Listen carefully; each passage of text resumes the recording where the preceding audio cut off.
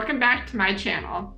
The dystopian action war film Civil War was released on April 12th of this year. This A24 film earned $25.7 million during its debut, making it the first A24 movie to lead the charts in North America.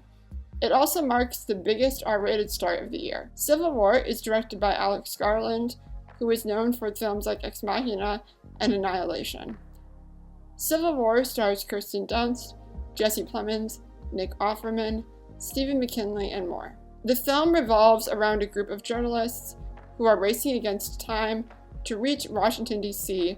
before rebel factions descend upon the White House. Now, this is a review of the film Civil War, so there are some spoilers in this video, just as a warning, but I hope you enjoy this video either way. So, let's get into it. In the film, aspiring war photographer Jesse Cullen is reluctantly taken under the wing of a group of experienced journalists that are making their way to Washington, D.C. to interview the president.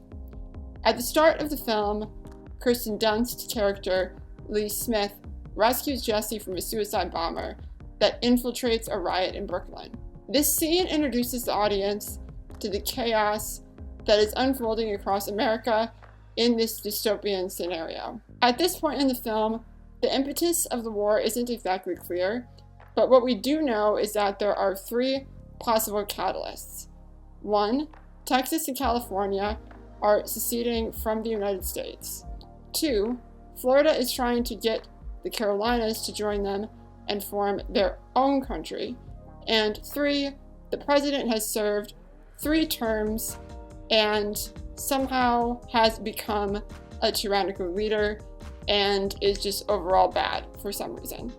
We just don't like him. We're not really clear on everything that he's done, but he's definitely overstepped his bounds as president. As the journalists make their way to DC, they stop at a gas station in a desolate part of the United States, and this gas station is guarded by armed men. So Lee offers to pay for the gas in Canadian currency because apparently in this scenario, the currency of the United States is not very valuable. So while Joel, who is a journalist in this group, and Sammy pay for gas, Sammy's another journalist that is traveling with this group, Jesse goes around to the back of the building to investigate something that she saw from the road. And Jesse then stumbles across 2 men being tortured in the car wash behind the gas station. Now, this is a very pivotal moment in the film because Jesse is too afraid to take photos of the scene, so Lee steps in to capture the scene. And she doesn't ask any questions, she just takes photos. After they get back in the car, Lee makes it very clear to Jesse that their job as photographers is just to take photos, not to ask any questions, which makes sense. It is the job of a journalist to show what is happening and provide facts, allowing the reader to think and make the conclusion about what is right and wrong. That is not the job of the journalist or the photographer. Photographers are just supposed to take photos, and journalists are just supposed to present facts. This in itself is a phenomenal concept for a director to tackle, especially since the current media in the United States is somewhat frequently accused of being aligned with a specific political party or ideology, depending on the network or newspaper you read. However, in order for the director to successfully communicate this theme, he needs to provide the audience with facts and opinions from both sides of the conflict in the dystopian scenario that he's presenting.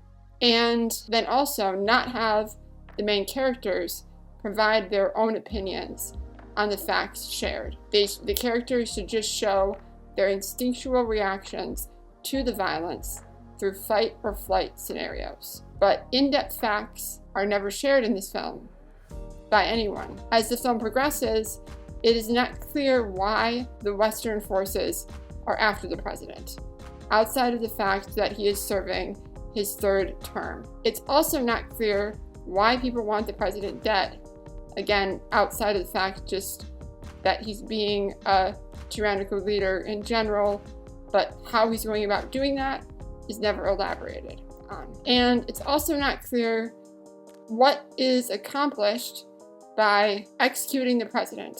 The audience never hears about the experience of more than one soldier, and civilians are never interviewed, and facts are never shared. It is just a movie filled with beautifully cinematic violence and chaos. The cinematography in this film is gorgeous. That is one good thing about this film. While the film does suggest that if we as a country don't figure out a way to achieve ideological cohesion, we will end up in a violent civil war, this idea falls short for many reasons.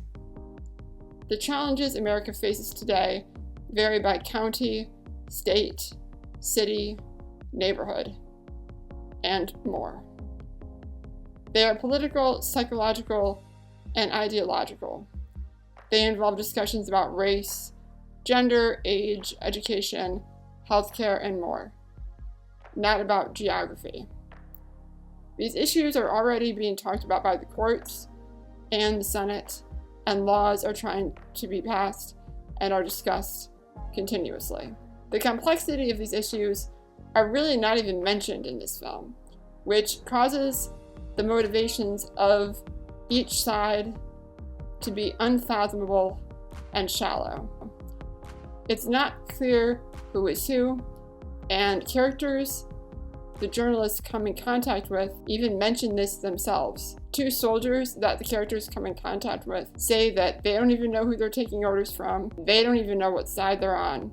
They just know that they don't want to get killed and someone's trying to kill them. The main characters themselves don't have a clear stance on the events unfolding, and they don't seem to know which facts are true, which aren't, or even have a clear idea of what is happening in general, leaving their interactions to come across as callous and selfish at times, since they never interview a single soul while traveling, nor clarify for the audience who they are taking photos of while they are following soldiers into battle. It is possible that this murky presentation of the war is purposeful, though. The director might want the audience to feel confused and uncertain about why there is a conflict to begin with, and wonder why the conflict couldn't be resolved through a peaceful means. However, if this was the case, then the conclusion of the film should have clarified that. Instead, at the end of the film, when the president is about to be executed, all Joel can think about is getting a quote, not sharing an in-depth story, not trying to help the country peacefully reestablish itself, not helping provide some sort of clarity or anything similar. He just gets a quote from the president right before he's executed. The film's heroes allow others to die at their expense. 2. Even Jessie grows to become a selfish woman, purposefully putting Lee in danger to get the photo she wanted, which ultimately leads to Lee's death. In the end, the film doesn't have a clear theme or message and doesn't leave the audience with something to reflect on. The film could have left the audience to think about how we can focus on reconciling, recognizing our differences, and focus on preventing tyranny, but instead the film's plot is unresolved. In conclusion, Civil War was cinematically impressive, but the story itself is unsatisfying, and I give this film 2.5 out of 5 stars. Alright, well that's it for today's video. If you enjoyed today's content, don't forget to like, subscribe, and click that little bell button down below to receive a notification the next time I upload a video. I hope you have a phenomenal day, and I will see you next time. Bye guys. Alright, well that's it for today's video. If you enjoyed... Alright, well that's it for today's video.